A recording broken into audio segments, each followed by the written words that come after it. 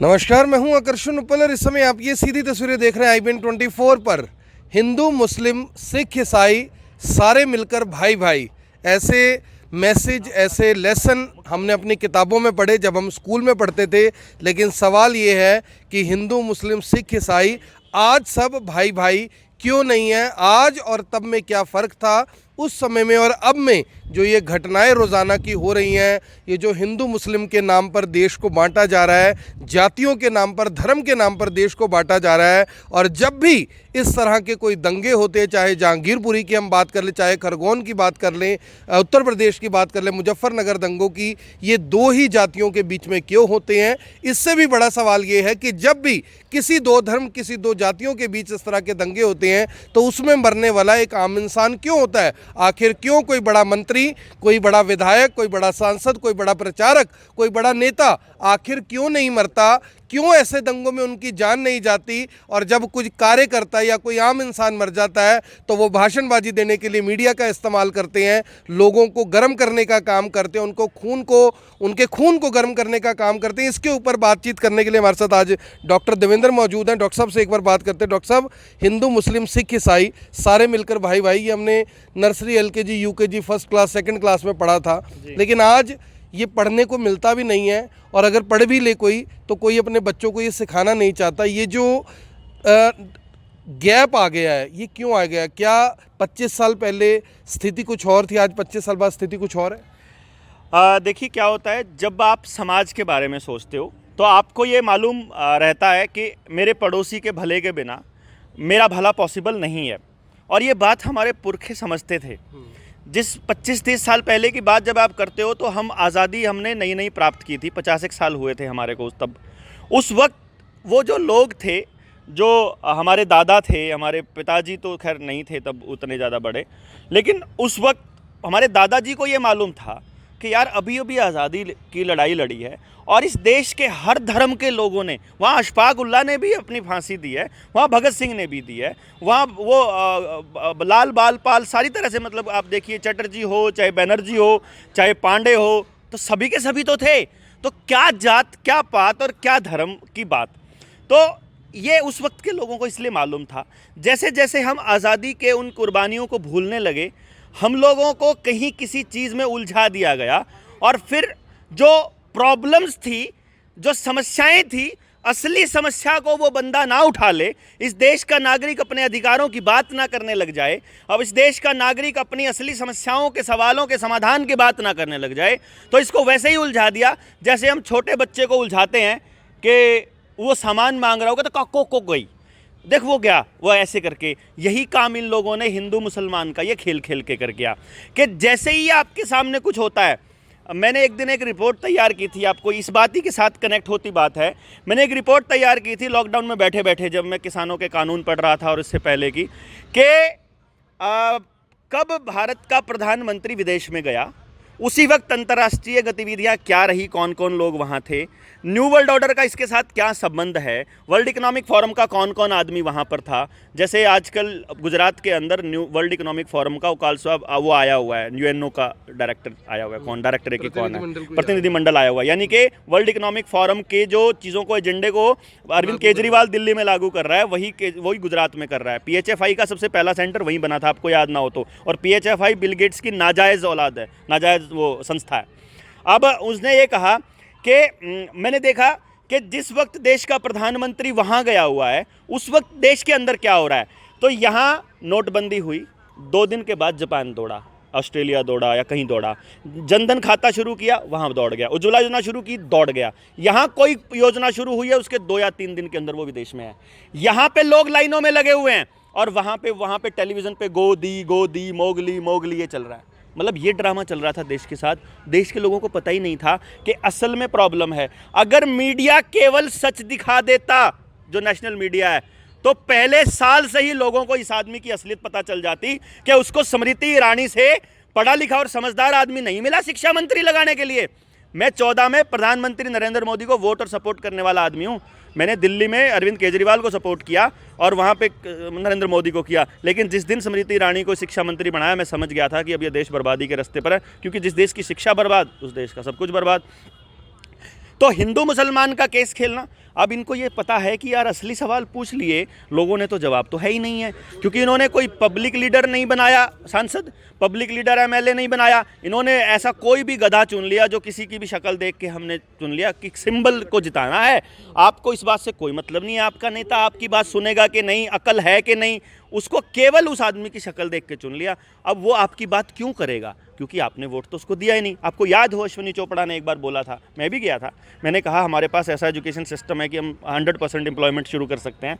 अश्विनी चोपड़ा साहब बोले मुझे थोड़ी वोट किया था, मोदी को किया था, उससे जाके बात करो, उससे भी करी जा करके, लेकिन देखा कि कोई नियत नहीं है। तो अब एक ऐसा स्थायी मुद्दा चाहिए जो लोगों को तोड़ सके। अब क्योंकि जैसे हरियाणा में भी नहीं है मुसलमान, वो तो केवल यूपी में है ना, और यहाँ पर भी नहीं है मुसलमान, राजस्थान में भी नहीं है इतना मुसलमान, तो फिर इसके लिए क्या खेल खेला जाए?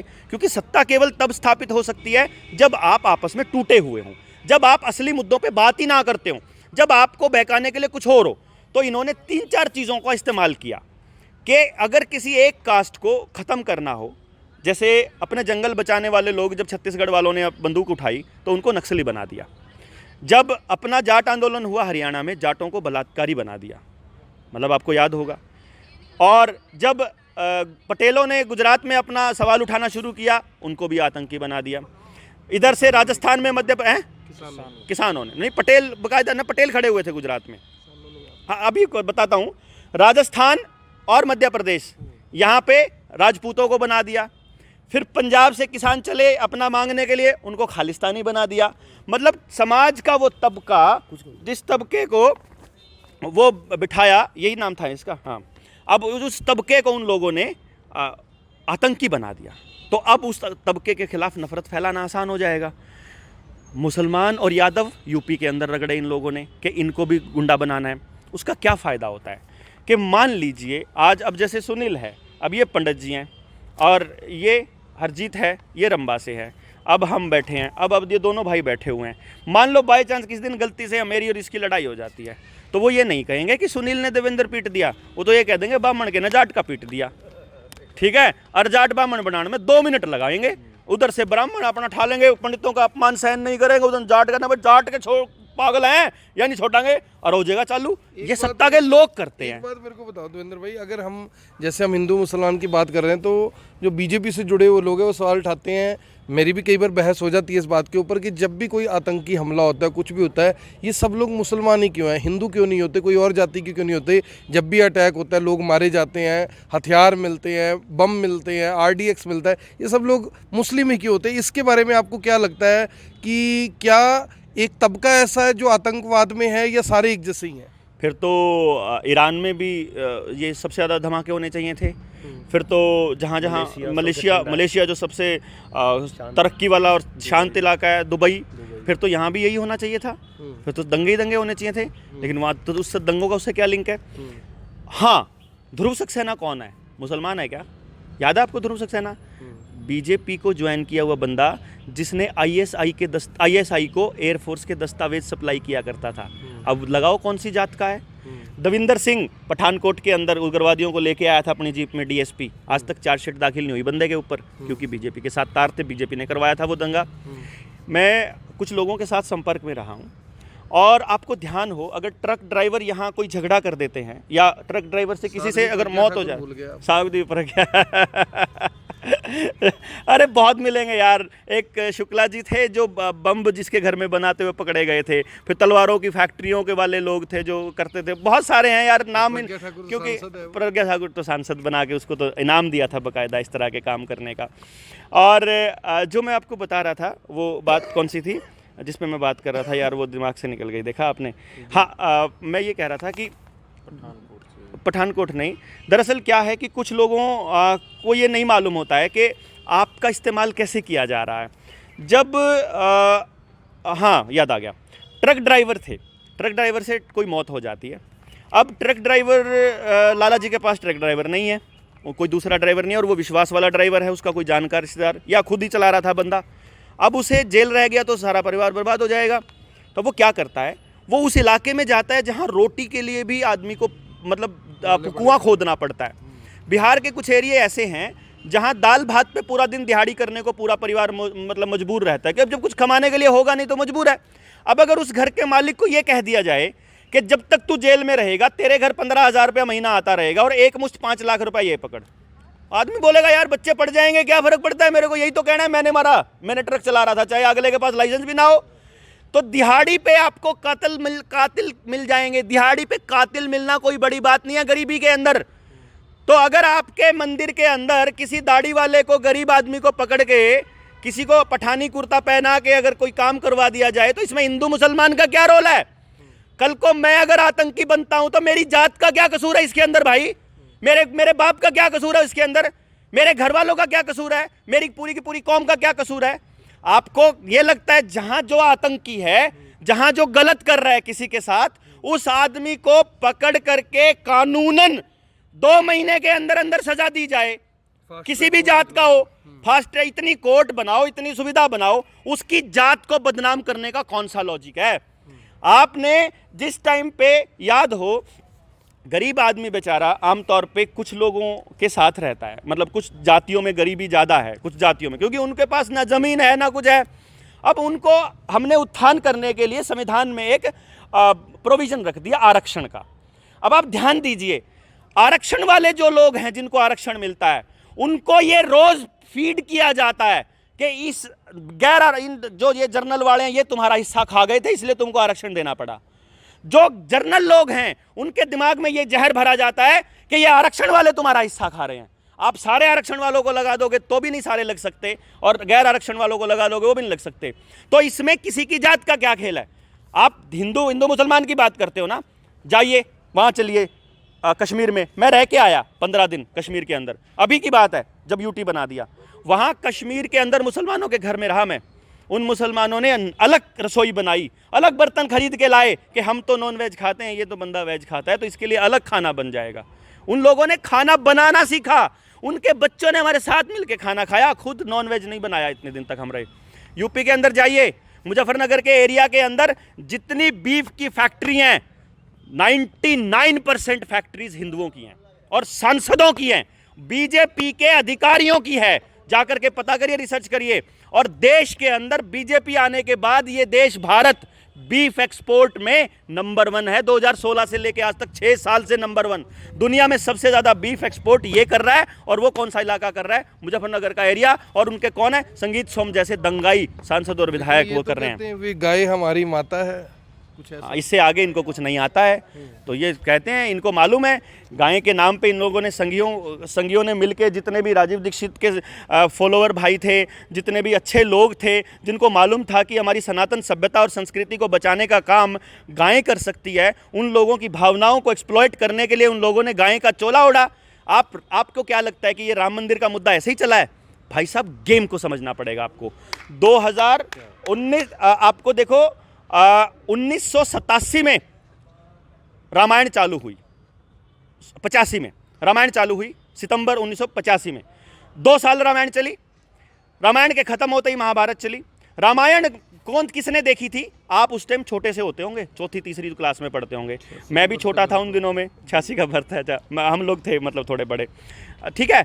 और जो लोग आज मतलब जो आज दंगाई बने हुए ना, जो भाजपा के आज सबसे बड़े समर्थक हैं, वो उस वक्त स्कूल कॉलेज में पढ़ते थे, स्कूलों में, या उससे छोटे थे। आपने उससे पहले राम को सुना हो कभी? तो मेरे दादा और मेरे पापा हल चलाते थे उन दिनों में, 80 के दशक। मेरे पापा 89 में नौकरी लगे, तो उससे पहले वो हल चलाते थे और बैलों से खेती करते थे। बैल को जब वो हाथ लगाते थे पूड़े पे, तो ये बोलते चल भाई ले राम का नाम, राम राम भाई। सड़क पर चलते हुए आप आज भी आओगे ना, बुजुर्ग कोई भी मिलेगा आपको राम राम करता मिलेगा।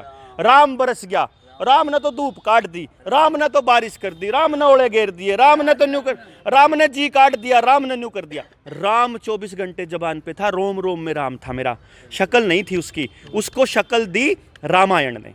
पहली बार एक राम ऐसा आया जब अरुण गोविल, जो कि नशेड़ी आदमी था, दारू पी के पड़ा रहता था, अय्याश आदमी था, उसको लोगों ने राम समझ के पैरों के अंदर पड़े। लोग याद नहीं है आपको शायद, लेकिन कितना बड़ा नशेड़ी था वो उसके पैरों में गिर जाते थे लोग, उसको राम समझ के। शक्ल दी कि ऐसा होता होगा राम, ऐसा चीकना चूपड़ा और ऐसे सीधा बात करने वाला राम, जो अज्ञात शक्ति जिसको थी। उसके बाद आपको ध्यान नहीं, 89 तक महाभारत चली, राम चला, कृष्ण चला। और उसके बाद 90 में लाल कृष्ण आडवाणी रथ यात्रा निकालता है। ध्यान देखिए, और फंडिंग किसने करी थी पता है? आरएसएस ने फंडिंग की थी रामायण की। रामानंद सागर को जो फंडिंग देने वाला, लिखवाने वाले कौन थे? आप अगर राही मसूम रज्जा जिसने वो लिखी थी महाभारत, उसको अगर पढ़ोगे, उन्होंने कहा आरएसएस वाले लोग जो है ना, जो फंडिंग देते थे, वो कहते थे इससे क्यों लिखवा रहे हो मुसलमान से श्लोक, तो गीत लिखवा रहे हो। तो वो जब वहाँ से चला लाल कृष्ण आडवाणी, 92 में राम मंदिर, वो मस्जिद वाला ध्वस्त हुआ, बाबरी मस्जिद ध्वस्त कांड, समझे? 85 से 92 तक वो बच्चे जो उस वक्त बच्चे होते थे ना, वो बच्चे आज के दंगाई हैं। वो बच्चे आज जहांगीरपुरी में लड़ रहे हैं। उस जहांगीरपुरी में जो मुख्य आरोपी है ना, मोहम्मद अंसार, मैं अभी लिख रहा हूँ, मोहम्मद अंसार मुख्य आरोपी है जहांगीरपुरी का। उसके सारे उसके सारे पड़ोसी हिंदू हैं। उसने कहा कि लॉकडाउन में ना सबको खाना खिलाया करता था वो, और इतना नेक बच्चा है। जिस वक्त वहाँ दंगे हो रहे थे उस वक्त वो घर में था, मैंने देखा, और उसको मुख्य आरोपी बना रखा है। और उसके नाम पर मीडिया ट्रायल चलेगा। इन मीडिया वालों को फांसी लगनी चाहिए कि जितने घंटे तुमने उस आदमी को बदनाम करने के लिए लगाए हैं, उतने ही घंटे माफ़ी मांग के उसके फेवर में भी चलाओगे क्या तुम लोग? आप बिना कोई कोर्ट के, बिना किसी सबूत के आप किसी को भी दंगाई बना दोगे, लोगों के अंदर नफरत भर दोगे।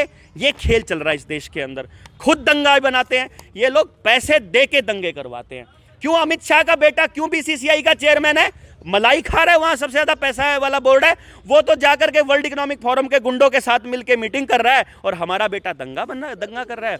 उन लोगों से मिलो, उन लोगों से बात करो जो लोग ये दंगा कर रहे हैं, दंगा करवा रहे हैं ना, ये बीजेपी के आदमियों से। ये आपको मुसलमान भी मिलेंगे बीजेपी में, उनसे पैसे दे के करवाए जाते हैं। गरीब आदमियों से ये काम करवाए जाते हैं और गरीबी का फ़ायदा उठाया जाता है। अगर आपको अपने बच्चे दंगाई होने से बचाने हैं, एक ही तरीका है, सवाल पूछिए। जो आपके घर नेता आता है उसको कहिए बकवास नहीं चलेगी, हिंदू मुसलमान की जात पात की कोई बात नहीं।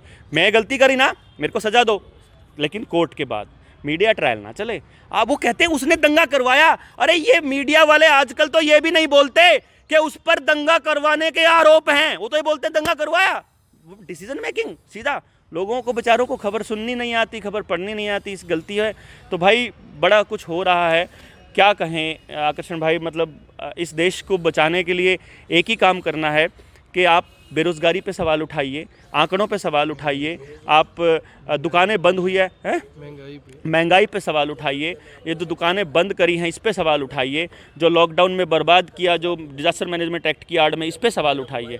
ये सवाल उठाना आपका काम है, ये हमारा काम है। उठाना आपका काम है। जो आप देखते हैं वो सच नहीं होता, जो सच होता है वो आपको दिखाई नहीं देता, क्योंकि वो आपको दिखाया जाता ही नहीं है। मैं किसी का समर्थन नहीं कर रहा, मैं किसी की आलोचना नहीं कर रहा, मैं किसी के खिलाफ नहीं हूँ, किसी का समर्थक नहीं हूँ, लेकिन सवाल यहाँ पर सबसे बड़ा ये है कि आखिर आज से 10-20 साल पहले ये स्थिति क्यों नहीं थी, अब ये स्थिति ज़्यादा क्यों पनप रही है? आखिर क्यों अब हमारे जो छोटे छोटे बच्चे हैं उनको भी अब ये पता लग गया है कि मुझे किसके साथ उठना है, किसके साथ बैठना है, किसके साथ खाना है, किसके साथ पीना है? आखिर क्यों अब स्थिति 1975 में, 1970 में, 1980 में, 1985 में जो स्थिति थी, आज वो स्थिति नहीं है? आप किसी इंसिडेंट का जिक्र कर रहे हैं। 2016 की बात है। मेरा बेटा 5वीं क्लास में हुआ था और चौथी में था वो। मैं उसे स्कूल से लेने के लिए आया, उस वक्त जाट आंदोलन चला हुआ था।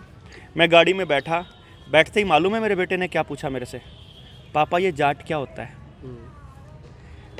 मतलब मैंने अपने बच्चे को कभी ये नहीं बताया था कि तू जाट है। पापा ये जाट क्या होता है? मैंने कहा क्या हुआ बेटा, तूने कहाँ सुना ये शब्द? ठीक है, गर्व करने की बात होगी, मेरे पुरखों ने कुछ बड़ा महान किया होगा, उसमें मैंने क्या नया कर दिया भाई? मेरे लिए क्या, मेरे लिए गर्व करने की बात वो होगी जो मैं करूँगा, मेरे बच्चे के लिए गर्व करने की बात होगी जो मेरा बच्चा करेगा। उस पर कौम कोई गर्व करती है 100 बार करे, लेकिन जो ठेकेदार कहते हैं ना, तो जब बेटे से मैंने सवाल पूछा कि तूने वो क्यों कहा, तो बेटे ने कहा मेरा जो पार्टनर था ना वो आज अपना बैग उठा के चला गया कि मैं तेरे साथ नहीं बैठूंगा, तू तो जाट है। और जाट तो गुंडे होते हैं। ये जाट आरक्षण के बाद की बात बताता हूँ। चौथी क्लास के बच्चे में जहर भरा इन हरामखोरों ने। भाई साहब ये हालत कर दी थी इन लोगों ने। जिस बच्चे को ये भी नहीं मालूम था ना कि जाट क्या होता है, उस बच्चे को ये सिखा दिया कि जाट ऐसे होते हैं। ये सही बात है, क्योंकि जो मीडिया है वो आजकल इतना ज़्यादा एग्रेसिव है, इतना ज़्यादा, यानी कि उसमें जो चीज़ें दिखाई जाती हैं उसको लेकर जो इंसान है वो कहीं ना कहीं भटक ज़रूर रहा है। आपको ये पूरे का पूरा जो डिबेट है वो कैसा लगा कमेंट बॉक्स में ज़रूर बताइए। आप सभी लोगों से अपील, जो भी लोग इस वीडियो को देख रहे हैं साथ के साथ ज़रूर शेयर करें। आप देख रहे हैं IBN 24, मैं हूँ आकर्षण उपल करनाल से, आप सभी के साथ लाइव। धन्यवाद। अब यहाँ तक आ ही गए हैं तो हमारे चैनल को सब्सक्राइब जरूर करें और नीचे दिए गए बेल आइकन को जरूर दबाएं ताकि हर खबर सबसे पहले पहुंचे आप तक।